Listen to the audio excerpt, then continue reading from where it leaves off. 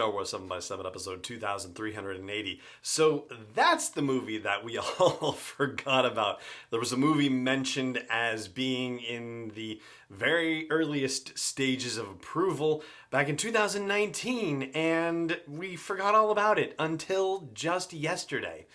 Punch it.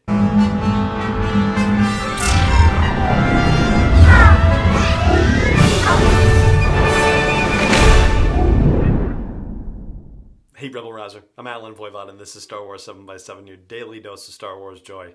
And thank you so much for joining me for it. So, the movie that we all forgot about is the Kevin Feige movie. So you may recall back in 2019 that the head of Marvel Studios, Kevin Feige, had been announced as being part of a new Star Wars film, was going to be developing a new Star Wars film. And that was all we ever heard about. It's just that they were excited that he would get to play in the Star Wars galaxy. But when the movie might come out, nobody had anything to say about it. You know, what it would be about. Nobody knew. All we knew is that he was into it, and that's it.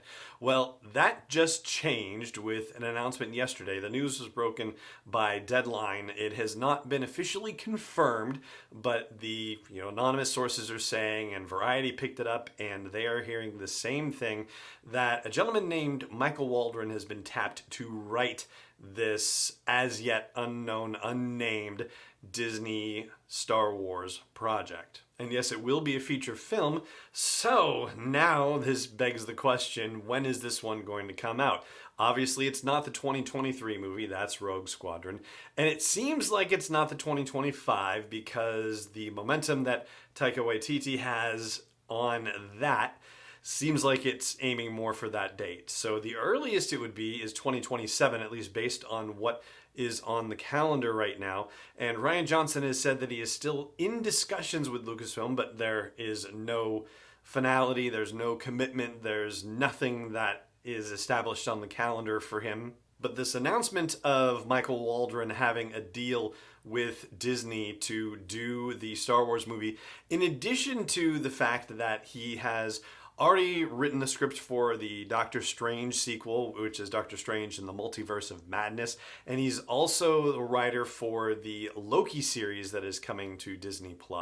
And this deal apparently signs him on for a second season of Loki, in addition to writing a script for Kevin Feige's Star Wars movie. Now, prior to his involvement with Marvel stuff, Michael Waldron had worked on Rick and Morty and on Community, and he also has in production as an executive producer or in pre-production a show called Heels, which despite the name is actually about wrestling, because heels are the villains in wrestling stories and TV shows and whatnot.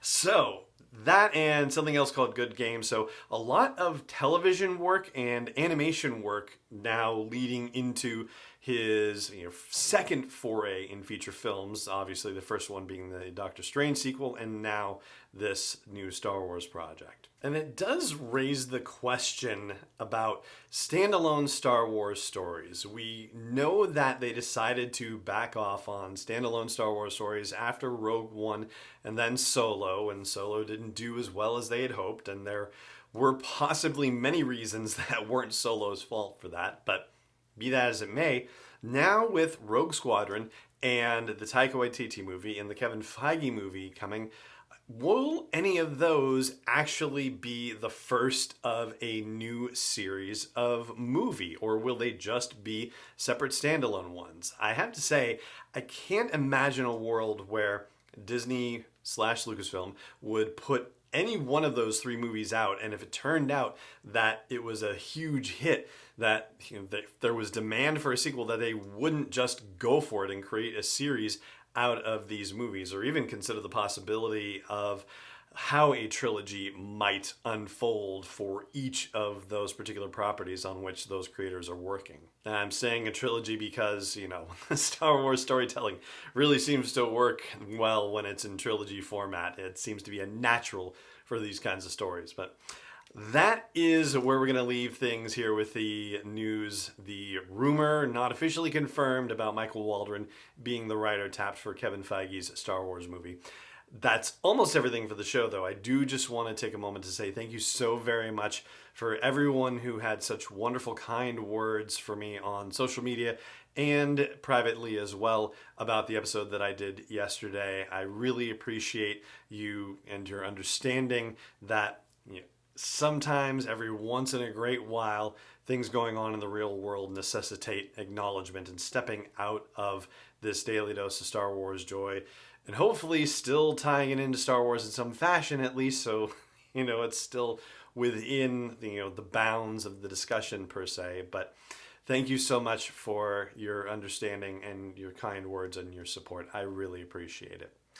So that's going to do it. It just remains for me to say thank you so much for joining me for the show, as always. And may the Force be with you, wherever in the world you may be.